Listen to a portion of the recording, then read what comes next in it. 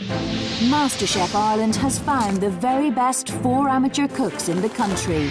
Tamarind, Terry, Nisha and Brian have all fought hard to secure their places in tonight's semi-final. It has been a relentless competition, and all 4 have just one dream in mind: winning the title and the €25,000 in prize money. It was only a few days ago that it really dawned on me that I was in the last 4. At the beginning, there was a lot more people, but now it's really tough because, you know, there's some great cooks. Only a few of us left now. You can't really hang on to the group. You have to really bring yourself forward. I want to get to the final. The last challenge before the final week of this year's MasterChef is not only going to test their cooking ability, but their nerve and determination, as Nick and Dylan have invited all of Ireland's Michelin star chefs and the president of Emirates Airline to dine in the MasterChef studio. After the next 2 relentless days of cooking, it will be time to find out who the 3 MasterChef finalists will be.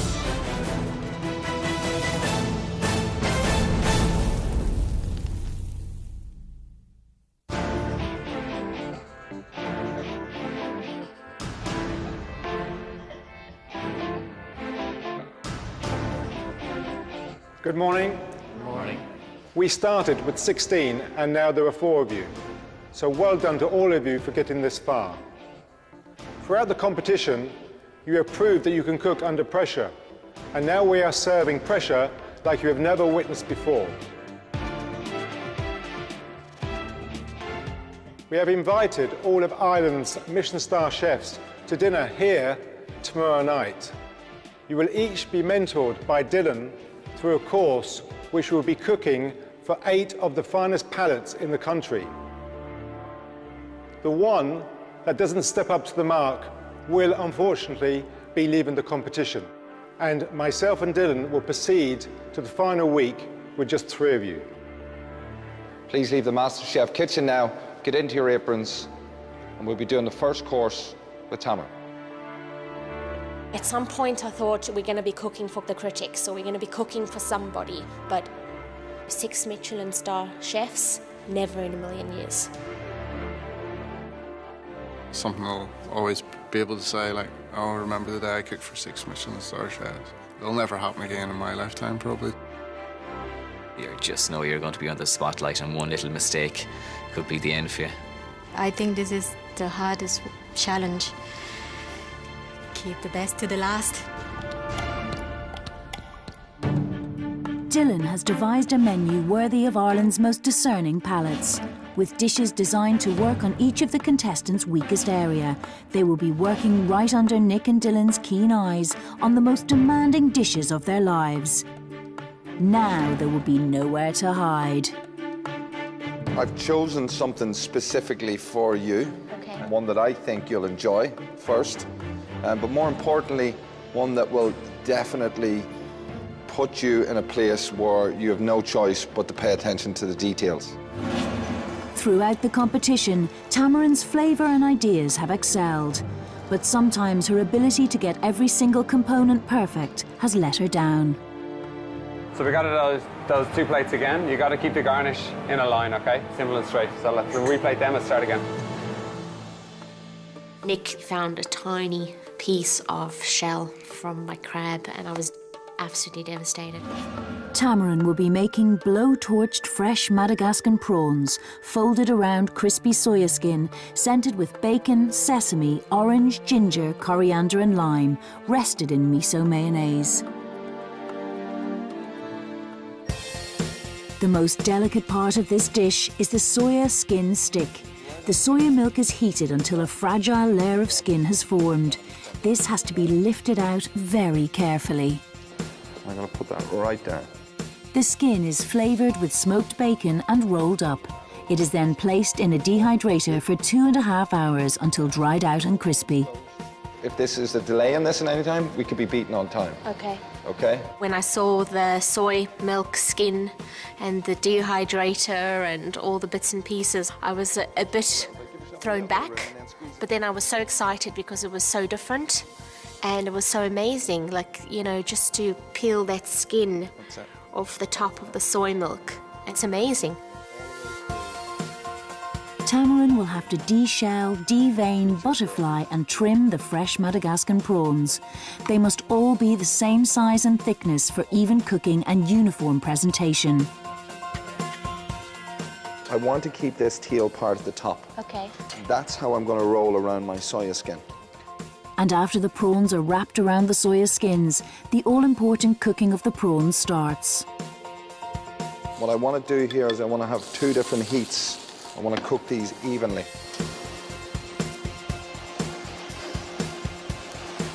Tamarind will also have to make an orange puree and a red miso mayonnaise. I had no idea what he had in store for me. To be honest, I didn't think it would be that complex. But the real complexity comes in when you have to bring all the flavours together. Ginger, lime, coriander, cress and purple sorrel must all be added carefully to create a harmonious flavour with the orange puree and prawn. This is where Tamarind's attention to detail will be tested. Applying a little bit so that I know that every mouthful has a little bit of everything, and that's the magic. You have to get 8 plates out, exactly the same. Up until now, we've been doing the 1 perfect plate. Now we have to do 8. That's a challenge. Would it be possible if I could take one and try it? Of course. I'd like you to eat one. I want you to eat one and then understand why it works. Great. Okay? I've tasted nothing like it. The flavours are amazing. It looks amazing. And if I can do it justice tomorrow, I'd be so proud of myself. Oh gosh, I'm just gonna eat it all.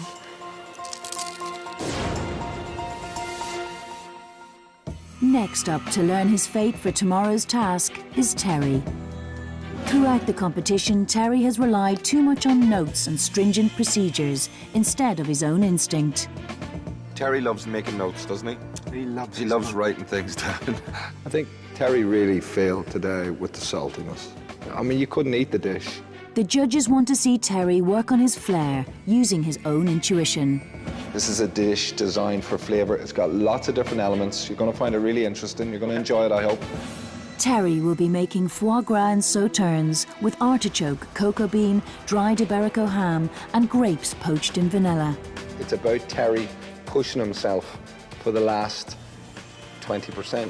He's got to move really quickly, and I want to see him produce that second speed. The foie gras and sauternes are placed in a water bath for 25 minutes. The other main ingredient in this dish is the artichokes. He will need large and small artichokes, both prepped and cooked in different ways. Don't want that really harsh green bit because that really affects the flavour. If you touch anything after you've prepped an artichoke, it tastes of absolute hairspray. It's disgusting. Every time he'd say, okay, now we're going to move on to the sauce, I'd be thinking, okay, I only see 2 or 3 ingredients. The next thing, 10 ingredients are up on the table, and it's like, here we go. Okay, just need to be understanding what's going on here. The sauce in this dish is the one element that we've got to get right. To test Terry's palate, Dylan has designed a challenging artichoke sauce. The flavours will have to be built up over time using correct seasoning. Heating, blitzing, passing and cooling. Tasting throughout all these stages is imperative. What I want you to do is use the recipe as a guideline, and then I want you to go back to it, and I want you to get the flavour right because it's you, because you understand where we're going, as opposed to the recipe, which is kind of, you know, idiot-proof. Yeah? Okay. And the last thing that you mustn't forget is your lectin. Okay? And that's just going to stabilise the bubbles for us. Okay? You're going to blitz that in there now. I need to do the majority of that dish tomorrow, and you know, I'm sure he'll be there on the pass, just helping put the final touches onto it and making sure that, I suppose, it has his seal of approval before it goes out to the critics.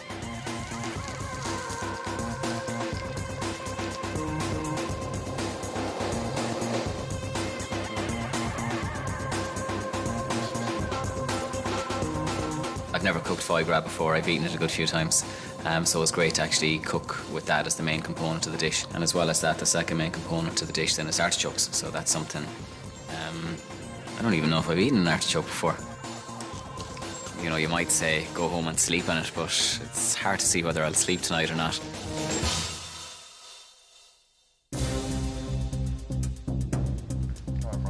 I think there was a real interest for texture with you. So I want to do a dish that kind of brings flavour together, but is about texture. Yeah. Brian's exploration of textures has wowed the judges from the very beginning. I think you've really made an effort. You've done exactly what I wanted someone to do, which is to separate from the pack. That's a really great attempt, and hats off. Brilliant. Brilliant. But he's lost his way recently and has a lot of ground to make up. The sauce is completely split. It's actually destroyed. This is not the Brian we know. Dylan wants to bring the old Brian back with this dish and build on his strength with different textures. So I have a couple of different elements where we're going to have a beignet, we're going to have a sauce, we're going to have a gel, and then the lobster meat itself, okay? Brian will be cooking smoked lobster with a deep-fried oyster beignet, white asparagus wrapped in basil with lychee, horseradish and white asparagus sauce. The correct way, I'm told, to kill one of these It's across in the is back. the kind way, okay? So I want to drive that through its head Yeah. so it kills it clean, Yeah. okay? Dylan mentioned that earlier in the competition I've been exploring textures. He wants to take it to another level for me. Maybe I've been just dabbling and didn't know exactly what direction I was going in. He's obviously been thinking about where I should be going. It makes the dish a little bit personal to me, you know, so I'm really happy that he's even noticed. The last thing that we want to do is overcook a piece of lobster. It's such a delicate, sweet piece of meat. And it's really important that whenever you cook a piece of lobster or you cook anything like that, once you want to stop that process, we always use ice. It's the same as basically shocking it cold. And then she goes. Yeah. Cooking alongside Dylan for the first time, you could actually see the passion that he has for cooking and for food. Like, you can see the determination and the passion in his face and his eyes. And I think he was trying to sort of make you understand that you need to have that passion as well, you know. Really nice. Be careful with the scissors. Just cut each one at a time. Go. That's it. Now go in. No, don't do that. Go in after it again. Remember now, that's it. That's going to cut the lobster in half if you go too deep. Yeah? The lobster will be poached in smoked butter, but the butter must be smoked very subtly so that it doesn't burn and overpower the lobster's natural flavour. I'm going to have to be on my tiptoes tomorrow and maybe move a bit quicker than I'm used to. There will be 2 types of beignet in this dish, one oyster beignet and an artichoke, asparagus and basil beignet. Then you've got a little basil beignets. Brian will also have to make a lychee and horseradish gel and a white asparagus broth and plate up under cloches. Now go and eat it and make sure you understand that part of it as well. Yeah, okay? I'm looking forward to that. Yeah. Good man. Thanks for today's work, Thank Brian. you, Good Dylan. man. You're a gent. There's no flavour that jumps out or is prominent in the dish. You can taste each element, but there's beautifully balanced. It's like perfect, really, to be honest. Nisha has been wowing the judges throughout the competition, but the perfectionist in her means that she is never happy herself. Sometimes I am really hard on myself. Every task, I mean, when I'm finished, I always think to myself, I should have done different.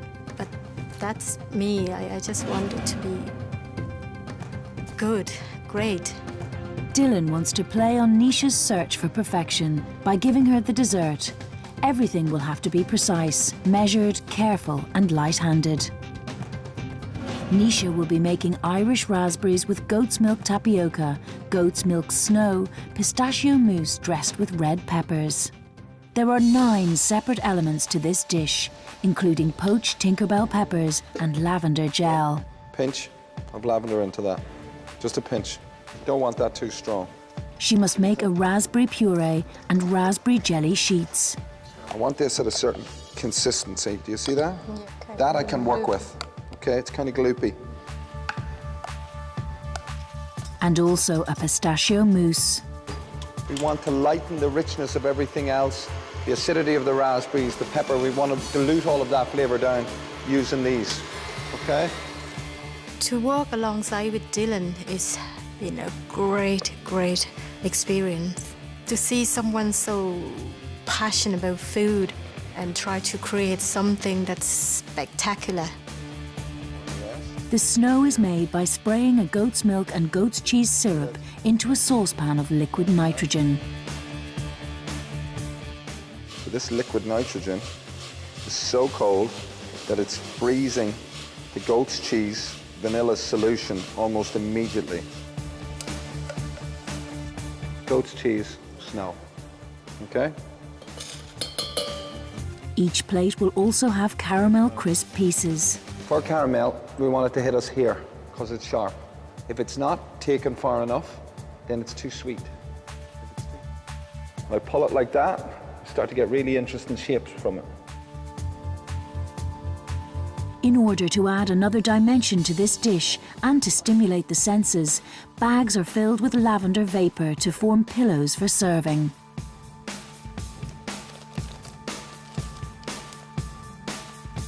All 9 elements are arranged at the end.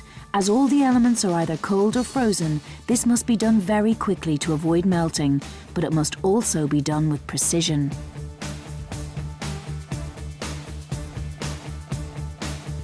And finally, seconds before the dessert leaves the pass, liquid nitrogen will be used again to make frozen raspberry meringues. If I cook this dish tomorrow, my heart and soul are gonna go in there. And I really hope it turns out just like that. Coming up in part 2. What do I have to do? Just stop for a second, all right? Just calm down. There's a lot here that will either really come together or fall apart. There is no B plan. This is it.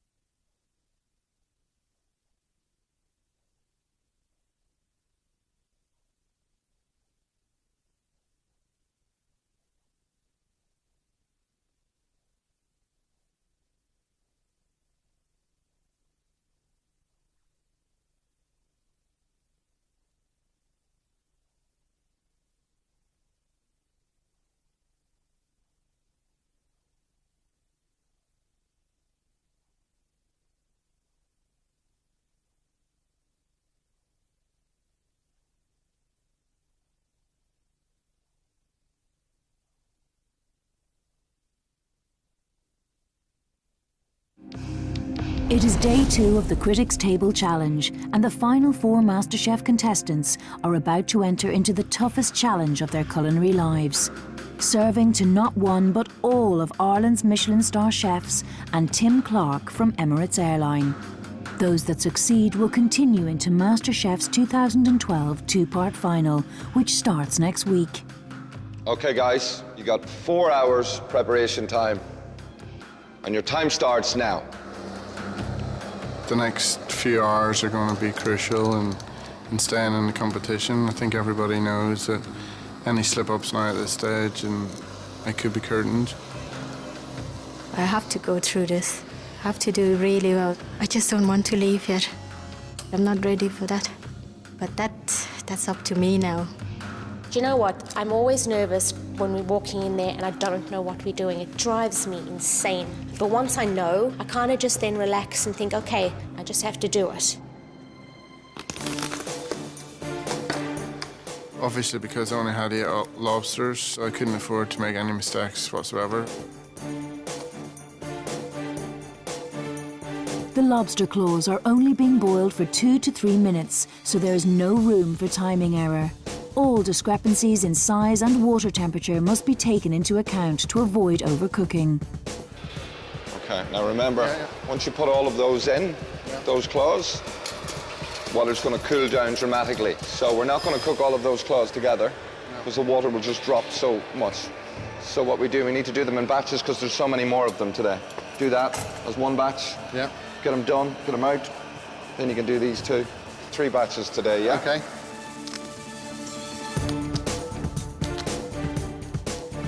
Hi, Tamarind. Hi, how are you? How are you getting on? Yeah, fine, thank you. Are you nervous? I'm just concentrating. I'm not nervous, but I'm just concentrating. Because obviously your biscuit there has to be sort of straight up. Is there a plan B if it falls apart? No, it's not Okay. going to fall apart, so there's no plan B. Okay, very good. I like your attitude.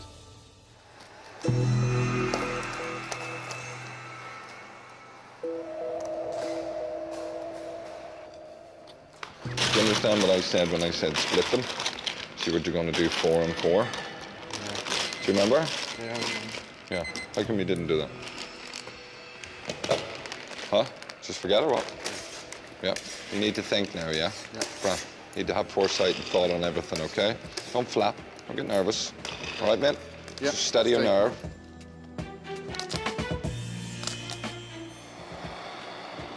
Not happy with that, are you? No, I was going to scrap Get that. rid of that. Yeah. Okay. Nisha has run into problems with her pistachio mousse, which has split during the whisking. Why it is split? Why is it split? Because you've whisked it hot, have you? Is it hot? It's cold. You've overwhipped it. You've overwhipped it. Start again. Throw it in the bin. So we start again. Less heat this time, more cold.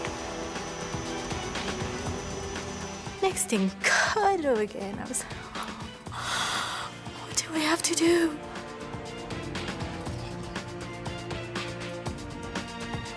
The artichokes took me ages to cut.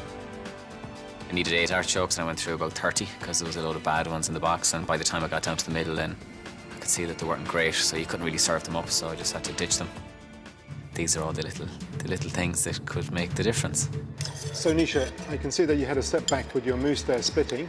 Yeah. Are you going to get back on track, do you think? Yeah, I think I will, yeah. Feeling confident? Yeah, Are you happy? not yet. Just stop for a second, all right? Just calm down. Please keep a bit of clarity because there's no point if we don't, yeah? I'd rather you move slow and we got every element right and we just kept our nerve, okay? Well able for this. Okay, guys, you are 2 hours in and you have 2 hours left. And the second thing that took me a long time then was peeling grapes. I had to peel 18 grapes, so 2 per person and 2 spare. And that took me about 15 minutes to peel grapes. So, Brian, what did you learn most yesterday from Dylan? Attention to detail, organisation. Try not to panic. He doesn't panic, but I do a little bit. But yeah, just to keep calm. How badly do you want this today? Words, it's hard to explain how much I want it. More than anything I've ever wanted, I think. So. Okay, guys, you have half an hour left. Here we go. Bet you we get it right this time. Do you know why? Because we're going to watch it.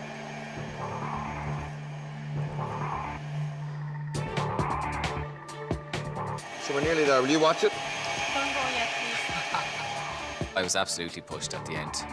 With about half an hour to go, you just realise, you know, crap, I actually need another 200 mils of chicken stock, or I need another 200 mils of wine, and you have to go running around looking for that. Fuck. Cameron, can I take some water?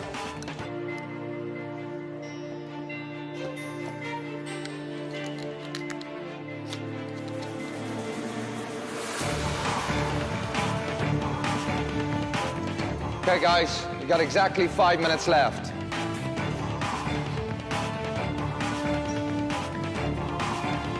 I was conscious of time. Towards the end, I pushed. I kind of picked it up a bit and pushed because I really needed to get done. Now, one thing you've forgotten. It's a spoonful and a half of lectin in here. Remember to stabilise the bubbles?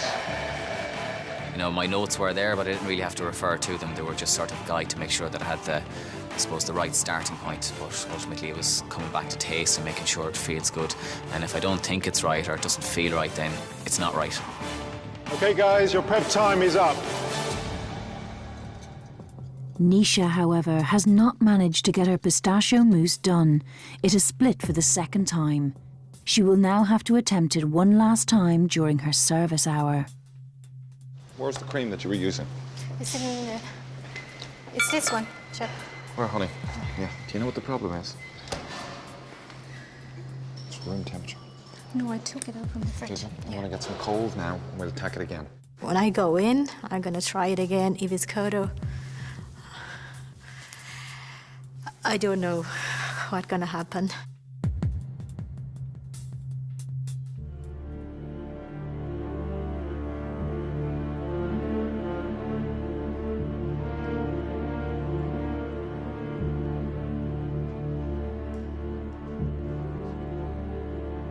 Derry Clark has been chef and patron of the famous L'Écrivain restaurant for over 22 years. He has retained his Michelin star since 2003. Kevin Thornton of Thornton's Restaurant on the Green currently holds 1 Michelin star. Guillaume Lebrun is one of 3 at the helm of Restaurant Patrick Guibaud's in the Merrion Hotel, the first Irish restaurant to receive 2 stars and the only one who currently holds on to the accolade. Joining Guillaume is Kieran Glennon, who is head chef at Patrick Guibaud's. Ross Lewis is head chef and owner of the acclaimed Chapter 1 restaurant. It was awarded a Michelin star in 2007. Oliver Dunn is Ireland's youngest ever Michelin star chef and owner of renowned Malahide restaurant Bon Appetit.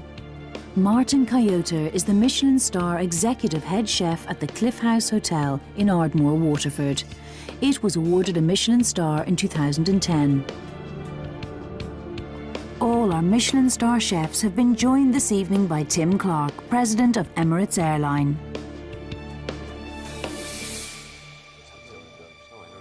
They're basically the stars of Irish cookery, like, you know, they're the elite sort of guys, and there's nobody with higher accolades in the country than they have for cooking. I never eaten in any Michelin star restaurant, but I used to live in Malahide and I used to walk by that restaurant all the time, and I think, how lucky if I can go in there and sit down and have a meal. It's okay doing it for 1 Michelin star chef, but all of them, that's crazy.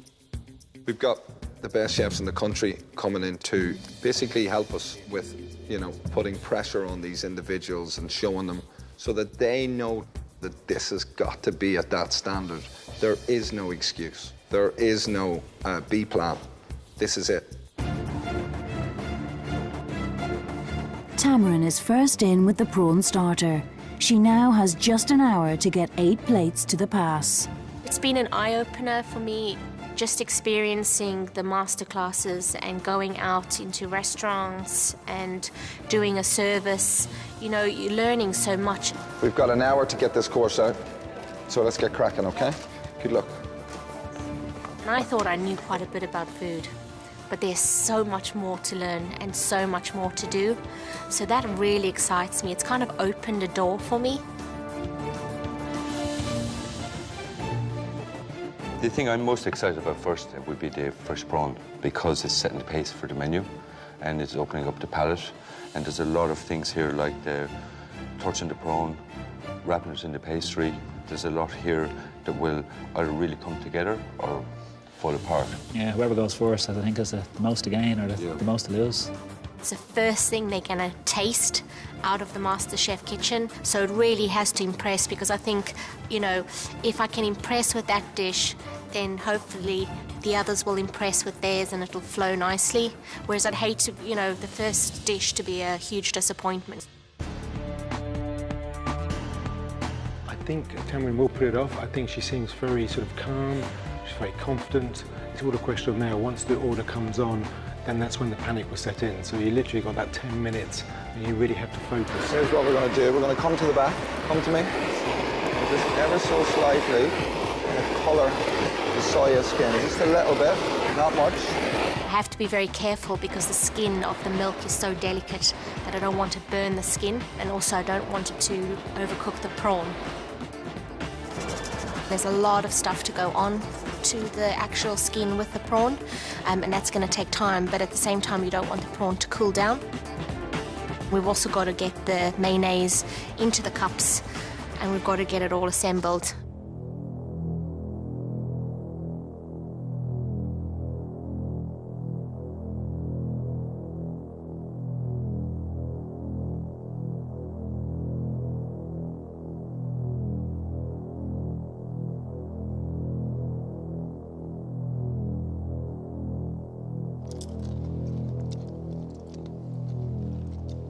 it's nice that the flavours are shifting because as you're eating up the stick, you know, and the flavours are quite balanced in terms of they're intermittently put all the way up it. What's interesting is that, like, it's only now I'm getting the coriander. It's like the ginger flavour, as I'm like 3/4 way up it. I think the prawn should have been less cooked. It would have been much more delicate. I had 2 pieces who are very heavily burnt, and I have that bitterness still on my palate. Mine, I saw that in yours. Mine was fine. So that's also the consistency of 8 dishes. You know, it's like that's difficult. It's just been a great challenge to do. I love doing it. I just feel emotional because I don't want it to be my last chance here. So I just hope I've done enough. I don't want it to end. My name's Tamarind Blackmer, and I cooked your starter. Hi, Tamarind. How are you? Ross is my name. Hi. Well done. Thank you. The dish, I suppose, wasn't designed to be fine or very sophisticated, so I'm going to judge it in the way it is. It was a kind of a fun dish. It was unique. I don't like very sweet food, and I found that the sauce, although it had nice acidity, was quite sweet. When I saw it, I thought it was visually very impressive, and I really enjoyed it. I thought it was an excellent job. Well done. Mine was on 2 points. It was a bit more blowtorched than other points, and it gave a bit of a bitterness, what I thought was not overly pleasant. But thankfully, there was some sweetness in there to compensate it. As a dish itself, it ate well. I thought the prawns were a bit overcooked. I thought they were quite tough and rubbery. But yeah, I think all in all, it was a very good dish, and I think you've done a very good job, and fair play to you. The comments weren't bad. You know, a few of them thought the sauce was sweet, but it's a personal preference as well. You know, it's an unusual flavour, so it won't appeal to everyone. But overall, they're part sad, part happy tears. More quickly. Coming up in part 3. I'm the difficult duck at the table. Can't serve them, Brahma. They're ridiculous. I have to say your dish was, for me, the winner of the night.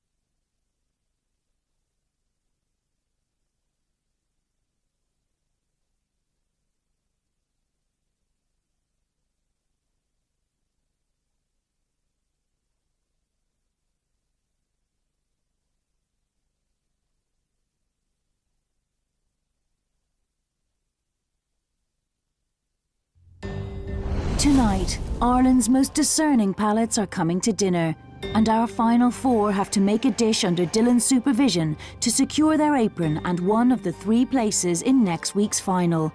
For one of the chefs, tonight will be the end of their MasterChef ambitions. For Terry's foie gras dish, trusting his own instinct and flavour will be the big test. He has over-relied on recipes in the past, but, executed correctly, this service has the potential to be a big step up for him.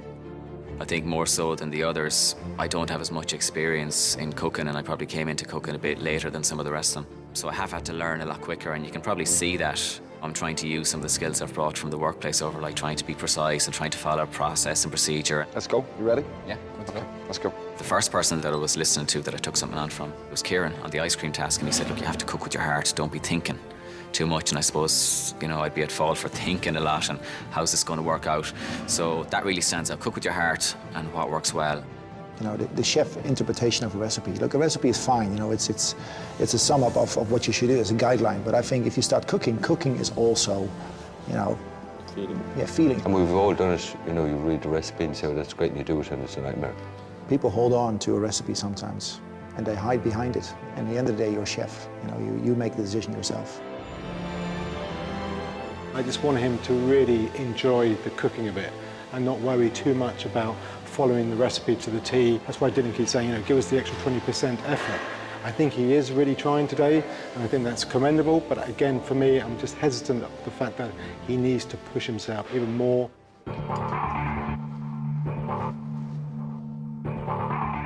As long as I leave nothing behind me out there, that's all I can do. Artichokes on. Let's go. I'll put my heart and soul into it. There'll be 110 or 1,010%. There'll be sweat dripping off me.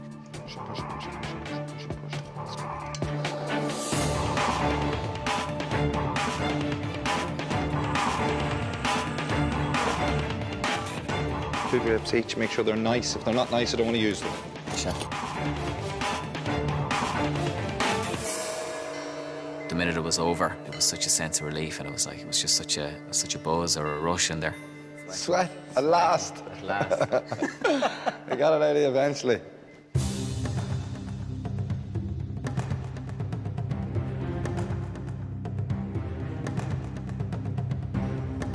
Looks good, guys. Yeah, it looks very good. The froth is holding nicely as well. You know, it's nice and stable. The smell is really good. Yeah. The smell is so turned.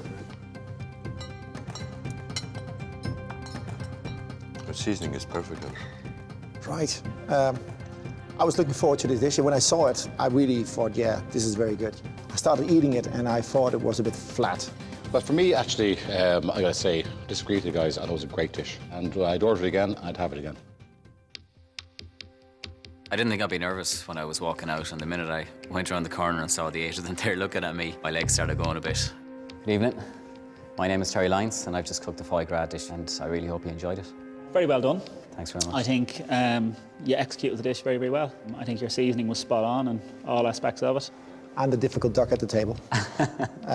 You see, I didn't finish my plate. Cooking is not only executing a recipe, it's also tasting, adding a bit of pepper, you know, judging the flavors. I thought it was getting a bit one-dimensional. Okay. I have to say, I really enjoy your dish. That's great to hear. Very well executed. The foie gras was cooked perfectly for me. I thought it was a cracking dish. I really, really enjoyed it, and I'd be happy to eat in any Michelin star restaurant. Just on a high, and you know, even some of the individual areas that they commented on one was on flavour. The smile must have been from ear to ear. It's hard to explain. It's not just in your head. It's going right through my body. Brian's dedication and love for cooking is clear. He lives and breathes it. But can he channel that into his service tonight? The first thing that sort of sticks out in my head is that I don't know what diet is anymore. It becomes sort of your life, and the first thing you'll do is get a cookbook when you go home, even if you're really wanting to go to bed and sleep, and then you'll wake up in the middle of the night at 3 o'clock and go, how do I cook that or something, you know, it's crazy. Right, are we happy with all of these lobsters, are we? Yes. You are? I'm not. Need to be trimmed, yeah. Yes, they do need to be trimmed. Lobster has to be something that's treated with respect. Yeah, really. And the oyster, no doubt.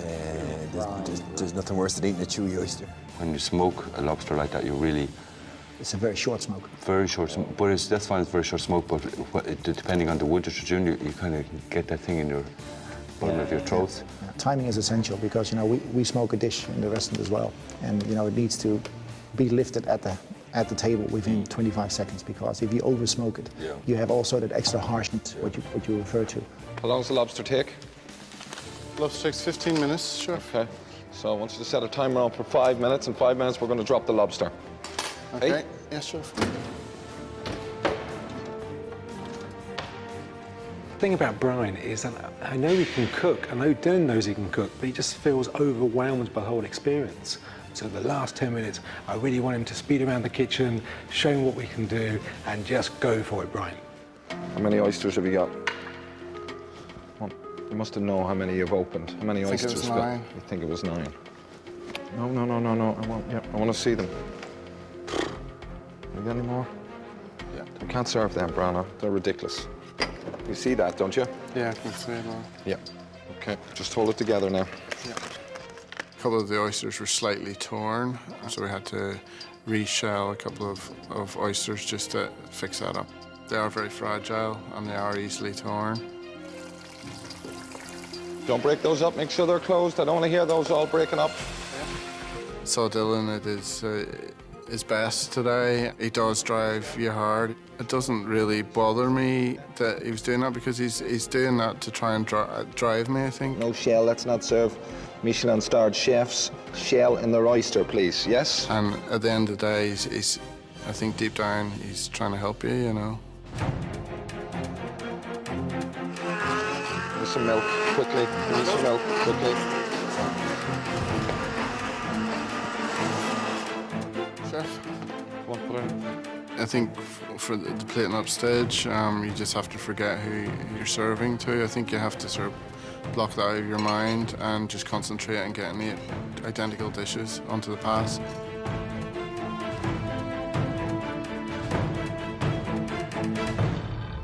It was so fast and furious. Concept of time just goes out the window. It's like nearly like a blur. How you feeling? All right? Good, yeah. It's hard work, isn't it? Yeah. I think you put in the good work. I think it just felt falling down on the oysters. Once the oysters went, that was it. We fell apart. But we came back, still sent it out, still all hot, smoked. Good job. All right, mate. Good man. Well done, Brad.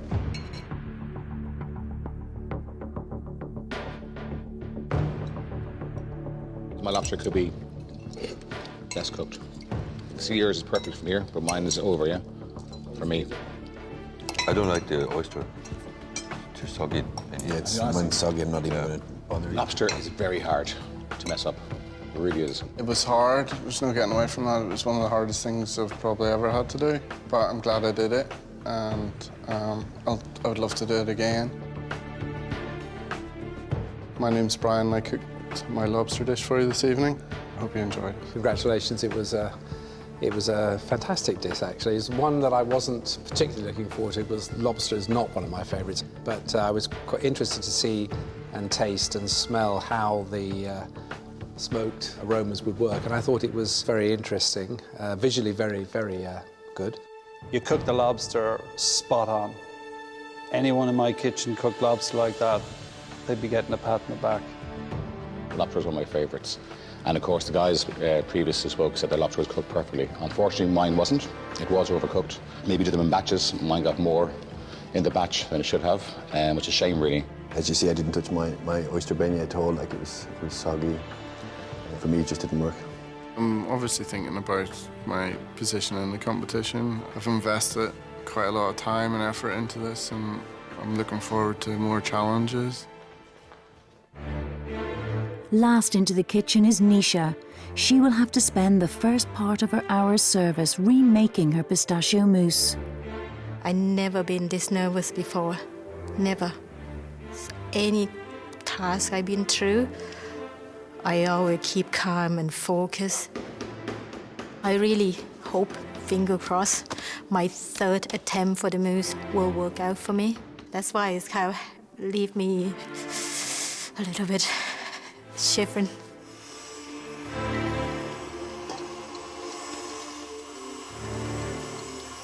That's whipping up now, isn't it? Yeah.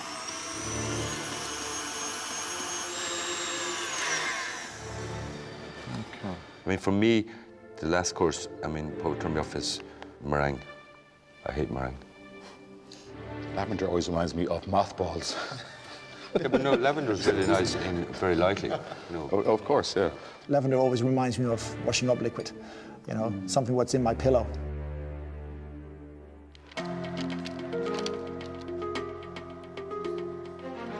Well, Nisha has been so consistent throughout the competition. She's one of those people that just seems to absorb information.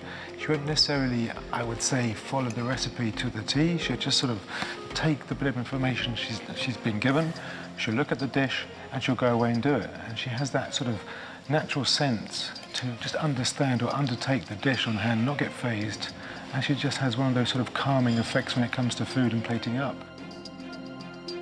Need to get a move on now, yeah? Yep. You got 5 minutes left to go. Yes, Come on, chef. quickly. I think of Dylan different today. Like today, he's my teacher. Just because I see him work so hard, and I don't want to let him down. Now, we're going to put a little bit of the snow here, and we're going to put the frozen meringue here, and then we're going to go.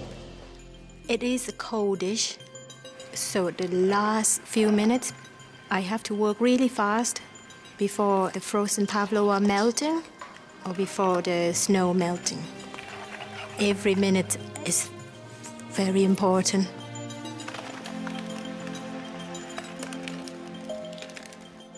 I did that. Beautiful. Huh? Nisha, get that one on.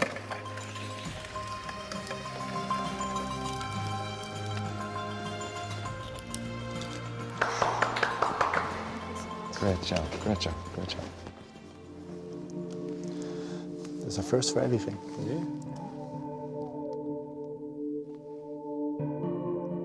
I think it looks really well. It does. Yeah.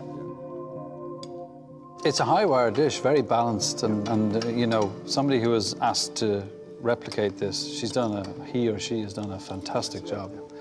I'm kind of guessing it's a she because there's like real great touches, femininity and balance, and This is a very good dish, I have to say. Yeah. I really like this one. Food at its highest art form has some entertainment value in it. You know, it's not what I do, but at its highest form it has. And, Well, I mean, you know, that's original fair to your restaurant, and you're the one who thought of that pillow, by all means. It's yours. I was amazed the way the red pepper and the raspberry worked together. Yeah, the red pepper was judged very well as well. Yeah, 9 out of 10 for that. It's a 10 out of 10 dish for what they're doing and where they're at. It's never a 10. Well, yeah, I know. It's a 9.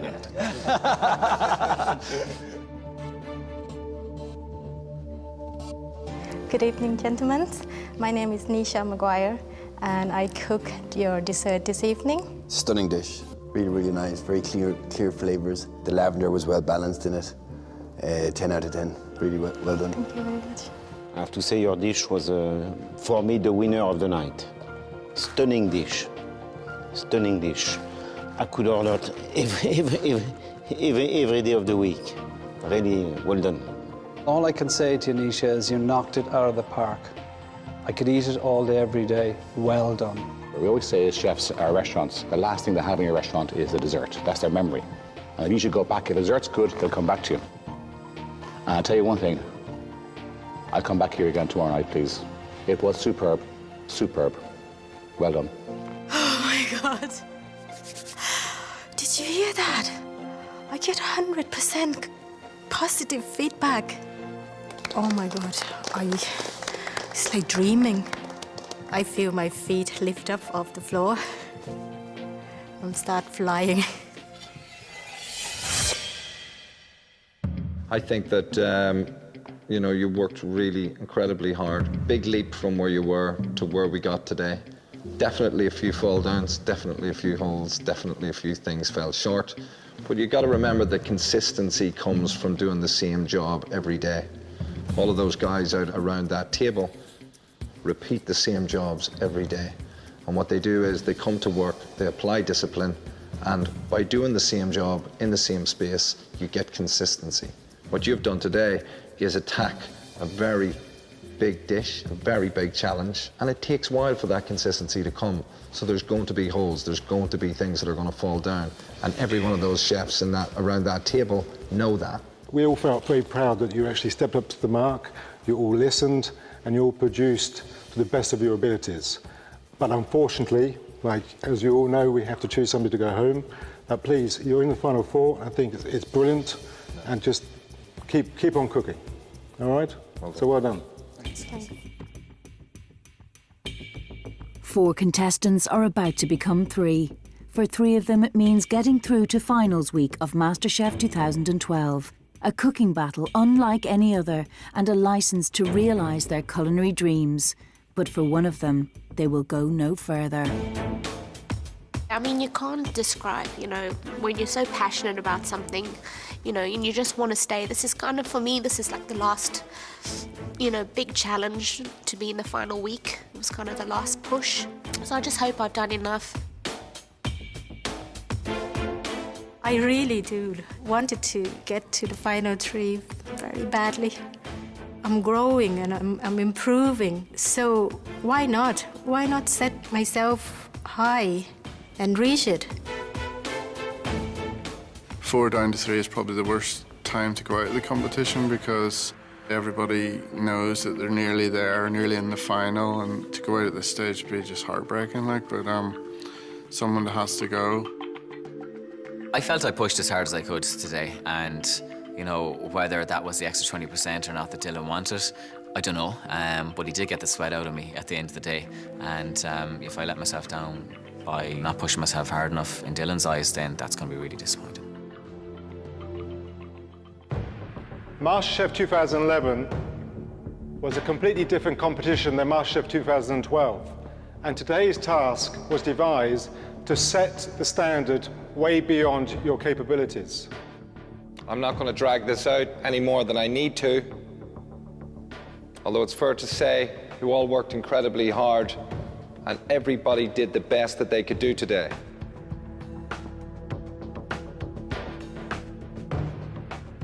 You've all done incredibly well, and we are all very proud of you. Brian, as much as I know you enjoyed the cooking task today, all of the important elements that it takes to take a dish to greatness, the subtleties, the sharpnesses, the execution, once they all fall down around us, the dish becomes a shadow of its former self.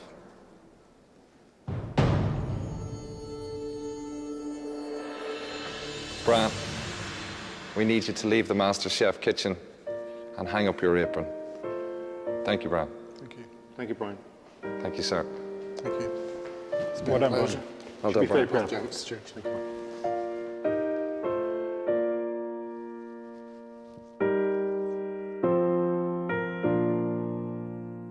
Obviously, I'm a little bit disappointed to go out. Well, a lot disappointed to go out. But someone had to go, and unfortunately, it was me.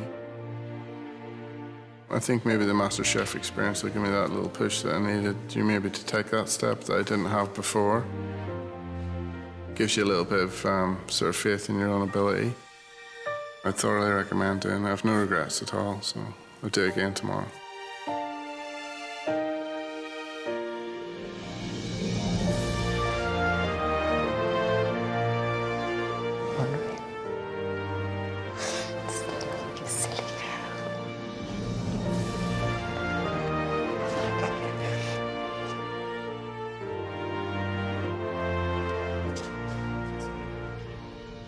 So guys, congratulations, you've made it to the final 3. And also, before you drink, I just want to let you know that all of you are going to London to work in Michelin-starred restaurants. All right, so very well done. You deserve a toast and a big drink, well deserved. Next week, the 3 MasterChef finalists head out on a culinary road trip. I'm gonna go bananas. Nisha, pigeon! It feels like I'm walked into a raw food bar. And then face the tension of the final cook-off. And the winner is